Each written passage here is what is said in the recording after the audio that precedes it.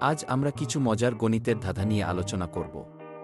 প্রথম ধাঁধাটি হল, একটি পুকুরে 100টি মাছ আছে। যদি 200টি মাছ ধরেন তাহলে পুকুরে কত মাছ থাকবে? ভাবুন, উত্তরটা সহজ মনে হচ্ছে, কিন্তু আসলে পুকুরে 100টি মাছই থাকবে, কারণ ধরার পরও পুকুরে মাছের সংখ্যা পরিবর্তিত হয়নি। এবার দ্বিতীয় ধাঁধা, একটি সংখ্যা 5 গুণ বাড়ালে তার ফলাফল 30 হয়। তাহলে সেই সংখ্যা কি? একটু চিন্তা করুন। 30কে 5 দিয়ে ভাগ করলে আমরা পাই 6। তাই সংখ্যা হল 6। তৃতীয় ধাঁধা, যদি 3টি আপেল এবং 4টি কমলা মিলে 7টি ফল হয়, তাহলে 2টি আপেল এবং 3টি কমলা মিলে মোট কতটি ফল হবে? সহজ, 5টি। চতুর্থ ধাঁধা, একটি ট্রেন 60 কিমি প্রতি ঘন্টায় চলছে। 1 ঘন্টা পর ট্রেনটি কত দূর যাবে? সোজা 60 কিমি।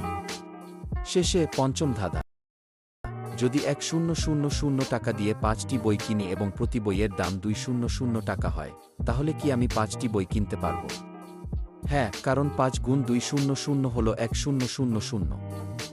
এখন আপনার পালা, এই ধাঁধাগুলো সমাধান করে দেখুন।